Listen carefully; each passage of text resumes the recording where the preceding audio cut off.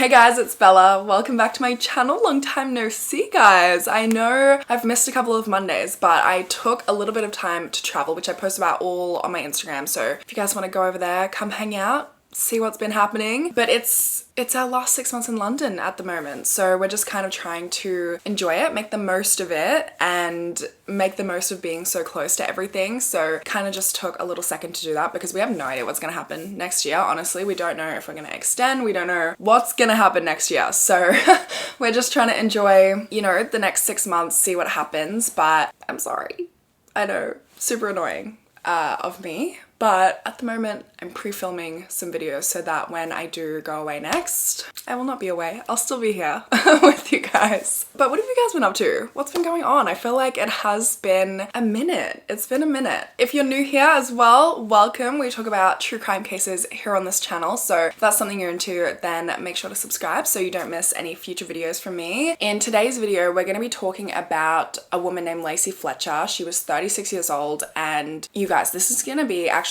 a really hard one to stomach because she was left to rot on her couch for 12 years while she was still alive. On the 3rd of January in 2022, at around 2 a.m, Lacey's mother Sheila called 911 to report that her daughter had stopped breathing. And when authorities arrived on the scene, it was so horrific and they were so shocked by what they saw that they immediately called the coroner, Dr. Ewell Bickham. And for a coroner, you know, who has seen so much death. So for a coroner to say that it is the worst thing that he's ever seen says everything. He told a journalist that he was so shocked by what he saw that even after practicing as a physician for 30 years, that he grieved for an entire week over this. He couldn't eat, couldn't sleep. He also said, quote, "I opened the door, walked into the house, there was a stench, an odor, feces, fecal matter, urine, you couldn't hold your breath." The town's sheriff also said, quote, "I've been a sheriff for 6 years and I've had a lot of things happen here in East Feliciana Parish, but this type of scene, this is by far the worst." Before we get into it, I just quickly want to thank today's sponsor, NordVPN. I'm sure they need no introduction by now. You guys know they are my tried and true. I've been using them lately to watch the USA Love Island because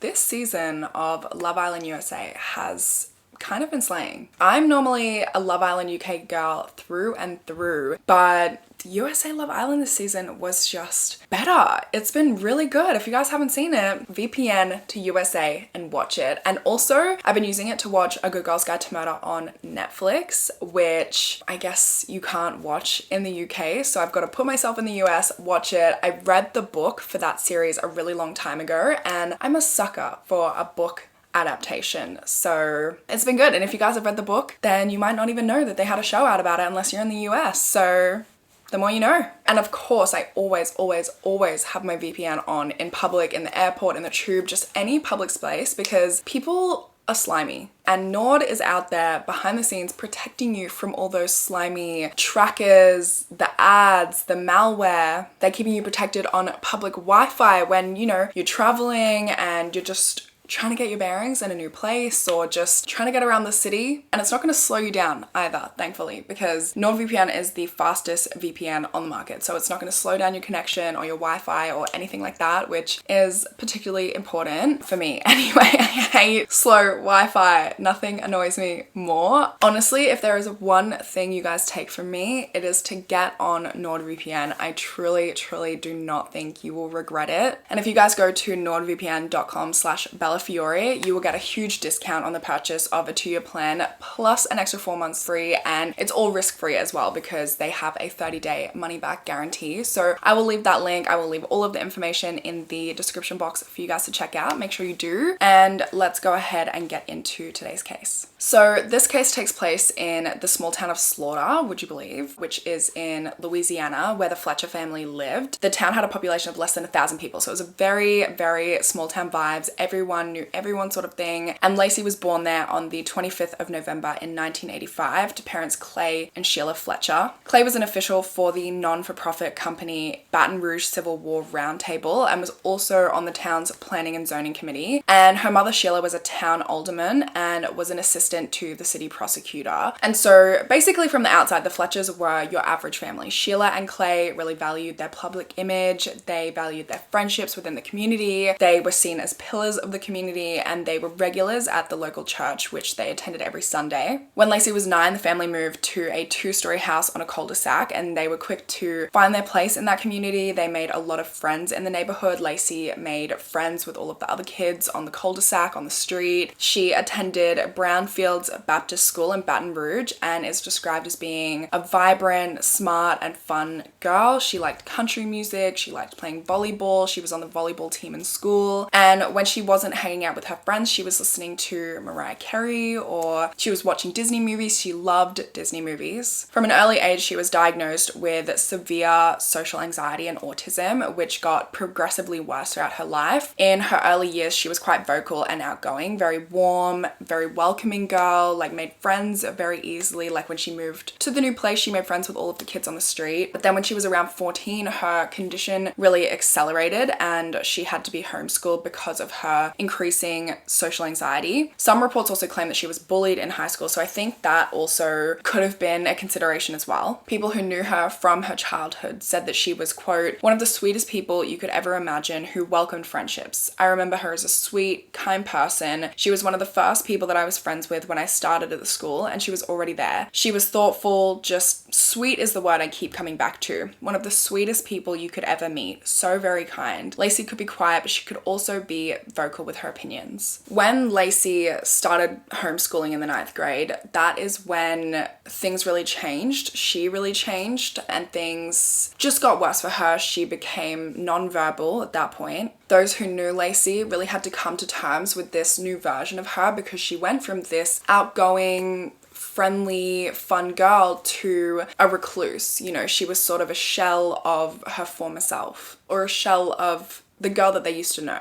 She would rarely leave the house after she started homeschooling, and she was essentially hidden away from the world. And because of this, she lost a lot of those friendships that she had. Someone who knew her in her childhood said about this situation, quote, she became different. She just didn't see things the way a lot of the other kids did. I last saw her around 15 years ago, like my dad. I wouldn't say I was a particular friend. She'd hang out with my younger brother sometimes, but she was definitely different from other kids her age. I knew she was not your typical teenager. She was smart. She was smart as hell. But I guess the best way to put it is that she wasn't as mature as us. She still liked children things, not teenage things. When she was 17 or 18, she was more into Disney movies and country music. She did invite us over to watch Disney movies despite being more withdrawn, but that wasn't my forte. I was 18. I used to ride motorcycles. Now, despite these big changes in her life, she did still have friends, you know, she would still invite people over to watch Disney movies with her. Although she left the house rarely, she would still leave the house. She was doing exercise. It seemed like her parents were just trying to do everything that they could to keep her life as similar as it had been, you know what I mean? Like to make it so there wasn't too many changes for her. Then as Lacey got older, she got into her 20s, she really took a turn for the worse. And there's some conflicting reports on what exactly happened at this point, so I'll go over both claims. Some sources claim that Lacey suffered from a rare neurological disorder called locked-in syndrome, and this is basically where your brain works but your body doesn't. So you are fully conscious and aware of your surroundings, but you just cannot move. You can't do anything. You can't move your limbs. You just sit there and you're aware of your surroundings, but you can't do anything about it. You know what I mean? Your body just does not work. The other side of this, the other claim, is the coroner, Dr. Yule Bickham. He doesn't believe that Lacey had locked-in syndrome. He said, quote, I don't know where that term came from or what source it came from. In all my years as a practicing physician, I have never heard of that term. The only diagnoses that I know that she did have was first, social anxiety, severe autism, and that's it. Those are her only 2 diagnoses. So basically the 2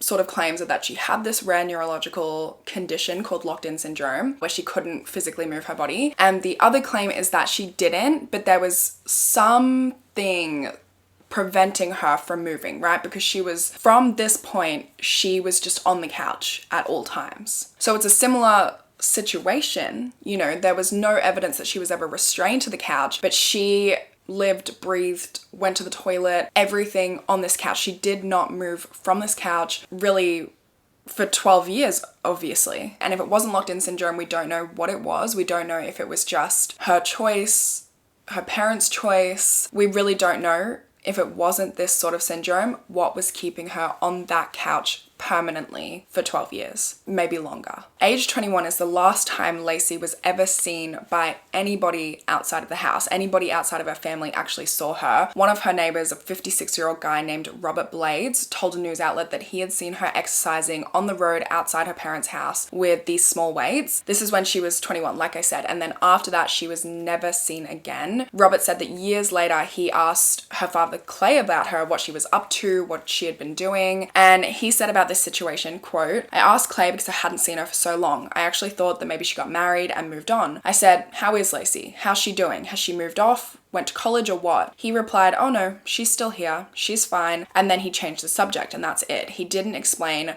why we hadn't seen her at all. I just took him at his word. I had absolutely no suspicions about what had actually happened at that house over the road from us. No alerts, nothing." And I think that's really what makes this case so insane, is that she practically went missing for 15 years. From 21 was the last sighting until 36 years old. Nobody saw her outside of her parents. And because of what, upstanding citizens her parents were, what, pillars of the community there were, nobody really questioned anything. Nobody, they're like, "Oh, where's Lacey been?" But that's kind of the extent of it. No one imagined that anything untoward was happening or that she was just rotting away on her parents' couch for that entire time. No one questioned it. No one really questioned why they hadn't seen her, because there's no way these people, Sheila and Clay, would ever do something, or they just wouldn't expect something like this to happen in their tiny town in this family that is like such a well-known family in the community. No one expected it until, of course, the 3rd of January 2022, when Lacey's mother Sheila called 911 and reported that her 36-year-old daughter Lacey had stopped breathing. And when,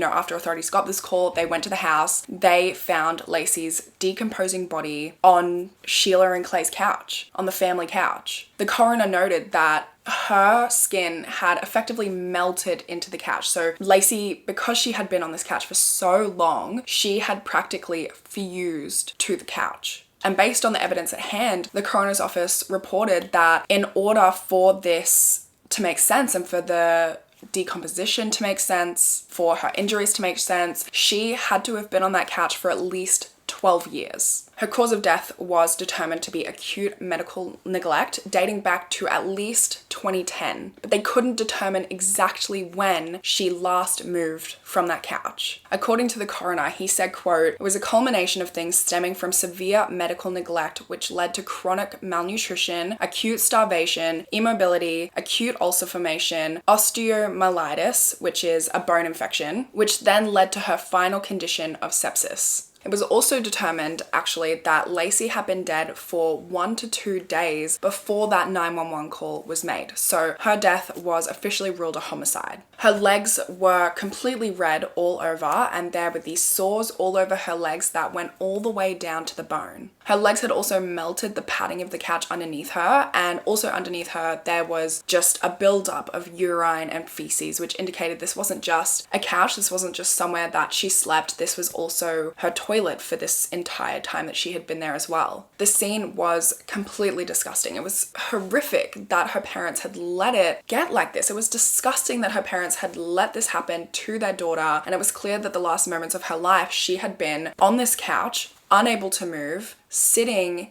in her own urine and feces, starving, dehydrating, probably fully aware of this as well. Her entire body was smeared in feces, and not only that, but there were maggots and insects infesting her body. They were eating away at her flesh while she was still alive. It's honestly probably the most shocking thing I have ever heard of. Like, I cannot even fathom somebody enduring such a slow, painful, horrific death at the hands of their own parents. Like, the fact, I think that might even be the most shocking part of it. The fact that her parents had to walk past her every day and see her like that and smell it.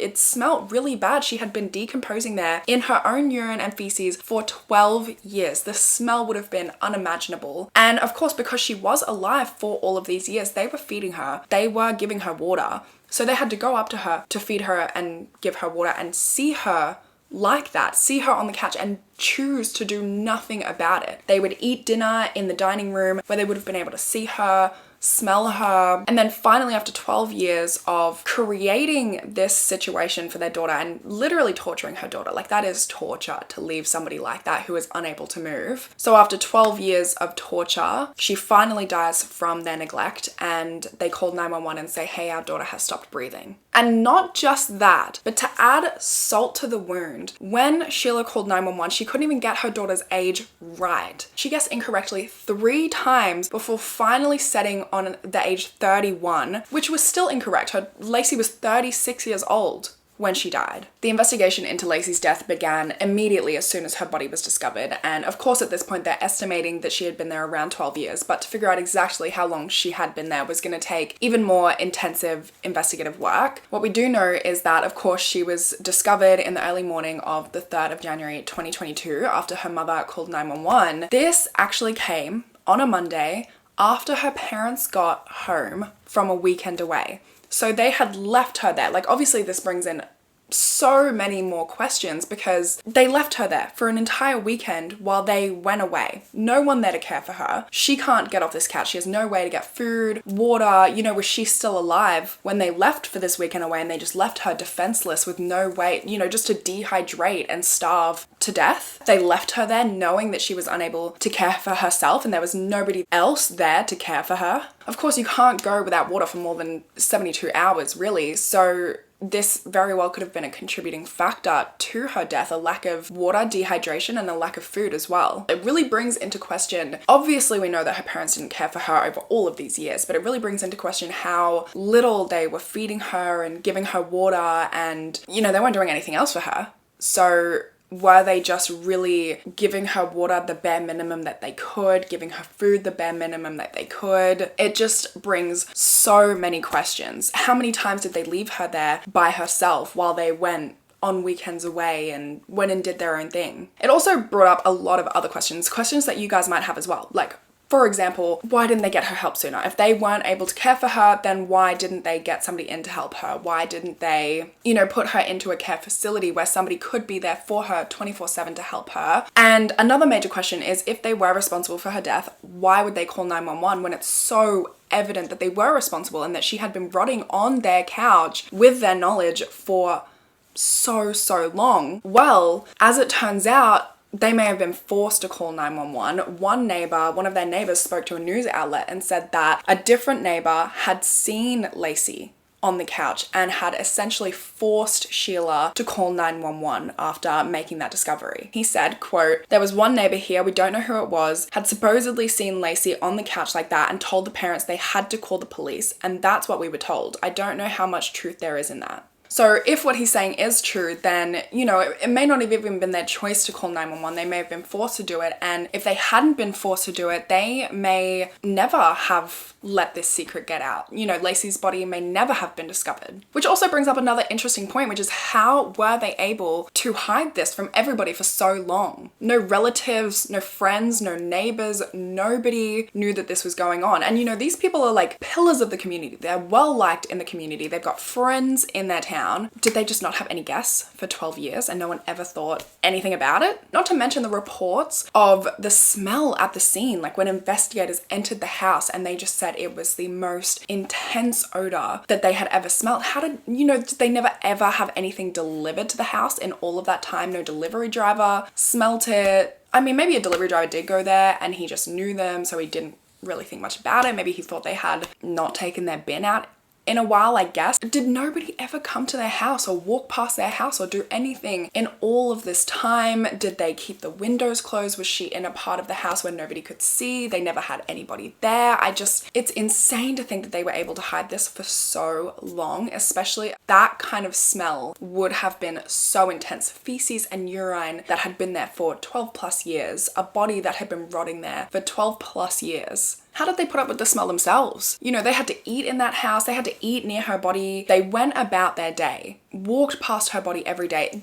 The smell would have smelt out their entire house. I mean, maybe at that point you'd just be used to it and you wouldn't smell it anymore. But even if you've smelt like a place where there's like a dead rat or something, right? Like something that small creates such an odor after it's been dead. So something to that magnitude must have, I just don't understand how they lived in that. breathed in that, ate near that. You know, even all the particles in the air, would it not have contaminated their food? It's just insane to think about. And unfortunately, because the only people who actually, because they hid this from the world so well and from everybody so well, the only people who know the truth is Lacey, Sheila, and Clay. We may never know the whole truth about any of this. And it's just such a confusing and deeply upsetting situation. What's even worse is when they found her body, she weighed 96 pounds, which is 44 kilos. So she was extremely emaciated, and it was clear that she was so deprived of food and so hungry because she actually started eating the sofa around her. So during her autopsy, inside her stomach, they found parts of sofa, they found cushion, padding, and feces as well, because obviously the entire couch was covered in feces. And this actually goes against the locked-in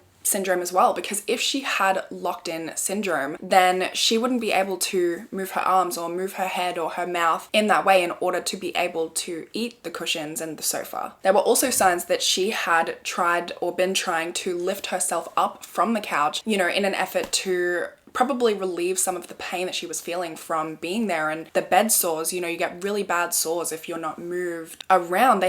People that cannot move in hospitals, they really have to go in there and move them around very often. Otherwise you get these terrible bed sores. And she had sores that went all the way down to her bones. The coroner also said that her body or her remains tested positive for COVID-19, and she hadn't seen a doctor since 2010. The images from the crime scene as well have been described as horrifyingly graphic, and they were never released to the public because of how, you know, traumatizing they even are to look at. I mistakenly stumbled upon them, and I really wish that I had not, because they are, I mean, it's horrific. It's traumatizing to look at that and realize that somebody lived through that. It's one thing to hear about the horrible state that she was in, but to see it is heartbreak on a whole nother level. Some reporters that were given access to photos of the crime scene said, in one photo, Lacey appears almost buried up to her shoulders in the sofa, which was described as a wide and deep hole. She looked emaciated, and her body was slumped over on her left side, and her right arm crossed the top half of her body near her neck. She was left unclothed except for a small blue t-shirt, which was pulled up to her neck, exposing pretty much everything. Her eyes stayed open and wide and were staring. Her mouth also stayed open and appeared to have a full set of front teeth. Her legs were pulled up and crossed underneath her. Her face was covered in large red blotches, and there was excrement smeared all over her body. It had matted in her hair and even inside her ears. Close-ups show the flesh on her buttocks appears to be literally worn or eaten away from the 12 years that she hadn't moved from the couch, and there were large, raw, yellow areas where the skin had disappeared. Other back and buttocks areas were so blackened it was impossible for the average person to identify any shape or form. When detectives spoke to Sheila and Clay about the situation, they explained that Lacey had developed autism in 9th grade, and that's when she started homeschooling. And when she started homeschooling, she basically locked herself to that couch and also began using it as a toilet. Both Clay and Sheila claimed that she was of sound mind and made her own decision, so it was her choice to stay on that couch. And Sheila also claimed that she, you know, would often move her and clean her bed sores, and that Lacey never complained of any pain or anything like that from bed sores. They also said that they would bring her meals and water, and they set up a portable potty for her, which she would never use. But all of this is so extremely hard to believe, considering just everything at the scene directly contradicts all of these claims. Some reports actually claim that the floorboards beneath the couch had started to deteriorate because there was so much feces and urine on them, which if they were regularly cleaning her and moving her, then that wouldn't happen. It was so apparent that they were not cleaning her and they were not cleaning the area. I mean, the fact that they could even try and claim that they were is crazy. I mean, the audacity to neglect your daughter for so long to be the cause of her death, and to have unequivocal evidence that you did neglect her and you did cause her death, and then to come out and be like, no, we took great care of her, is crazy. It's crazy work. If they were taking care of her, then her body would not be fused to the couch. The floorboards would not be deteriorating from the amount of urine and feces that had built up. She would not be eating the couch around her. There wouldn't be bed sores and sores that went all the way down to her bones. Some reports even suggest that over the 12 years that she was there, her parents would sit just meters away from her and watch TV. I mean, at this point, it's clear that they didn't even consider their daughter a person anymore. They just saw her as this object that they stored in their house, and they had to sometimes feed and water. I mean, even if it is true that Lacey is the one who wanted to stay and be on that couch, her parents should have been the ones to clean her, help her, move her around so she doesn't get bed sores, you know, properly sustain her with food and water. And if they couldn't do that and they didn't have the ability to do that, they should have gotten someone to help them, or they should have found a facility that can help them. Because also, you know how I mentioned we don't know how many times they went away, they left her there. I mean, there was evidence that they did go away. They would just leave her there when they went on vacation and they went for weekends away. They didn't get anyone in to help. They didn't get anyone in to look after her. That's why nobody knew she was there. They would just leave, and they would leave her there on the couch, unattended, unable to care for herself. They also apparently complained about her. There were reports that they would complain to some friends and family that, you know, when they sign up to be a parent, they didn't sign up to be a caregiver, which, you know, yes, you did. When you sign up to be a parent, you sign up for any of the possibilities that come with being a parent. It's literally your role as a parent to care for your child that you have brought into the world. It was nobody's choice but your own to have a child, knowing all the possibilities of having a child and what can come with that. Anyway, so on the 2nd of May 2022, a grand jury was held where it was determined there was enough evidence to move forward with a trial against the Fletchers for the second-degree murder of their daughter, Lacey. And the very next day, on the 3rd of May, they were arrested, which honestly, I know there's like a process and everything, but I'm finding a little hard to understand why it took 5 months for them to be arrested. Like, Lacey was in their house that they lived in. There's evidence that they lived in there with her, rotting on their couch. They walked past her body every day. Nobody else even knew about her. From the immediate second that her body was found, it was evident that they were responsible for her death. At the very least, their neglect led to her death. So while I understand there's a process and everything, but it just is crazy to me that it took 5 months to arrest them. And what's even more shocking is that 2 days after their arrest, they were allowed out on bond, $300,000 bond each, which they both posted, and they were just allowed back out. Their arraignment was planned for, you know, around July, August of that same year, 2022. And then their trial was predicted to start as early as October of 2022. But then after their release, their first indictment was actually quashed because of the wording in it or something like that. So they were rearrested on the 19th of June in 2023 and indicted again by a grand jury, which wanted to see them face trial. They were finally brought to trial in March of 2024. And from what it seems like, it was a pretty cut and dry case. There was a lot to go over. Up until this point, they had vehemently denied any wrongdoing, which is crazy. And they were not willing to take fault for Lacey's death. But at the last minute, they changed their pleas from not guilty. During the trial, there was 6 hours of testimony to go over from 11 witnesses, so I'll just give you kind of the main points. According to police, when Lacey was 14, so in the year 2000, she was taken to a psychologist, and the psychologist diagnosed her with extreme social anxiety. Sheila and Clay went to a doctor in 2010 without Lacey and told them that she was refusing to leave the house and that she was defecating and urinating on the floor and on the couch, at which point the doctor told them to consider hospitalization. So a medical professional told them that Lacey should be hospitalized, and they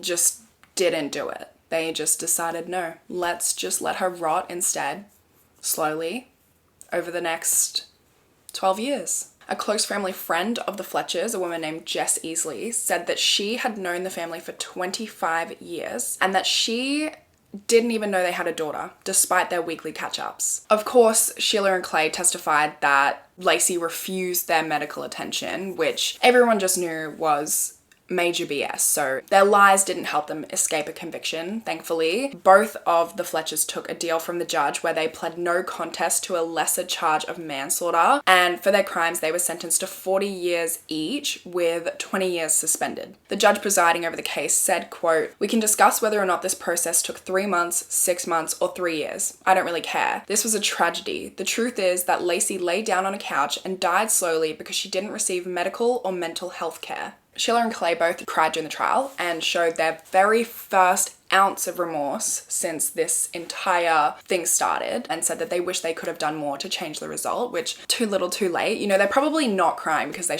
have any remorse. They're probably crying because they have to go to prison now. They were both 66 when they were sentenced to prison, so hopefully they will never be released. If they are released, they will have to serve 5 years supervised probation. But that's it. That's everything for this case. I would love to hear your thoughts on this one because honestly, I think this is one of the most horrific cases I've ever looked into. I cannot even fathom. I have not even a shred of sympathy for Sheila and Clay because, I mean, you have to be truly, truly evil to your core in order to do something like that to your child. I mean, to anybody, but to your child. To watch your child rot and die on your couch like that is like a form of evil I have never even heard about. I didn't even know evil like that existed like that in real life. These people are scary and they should never be allowed in society again. The fact that their friend of 25 years didn't even know they had a daughter is insane. Obviously, they didn't want anybody to know because they were at home torturing her, so they can't let that get out. But the fact that they were able to have this like mask and go out in public and have friends and be well liked in the community and whatever is insane. And the fact that Lacey was probably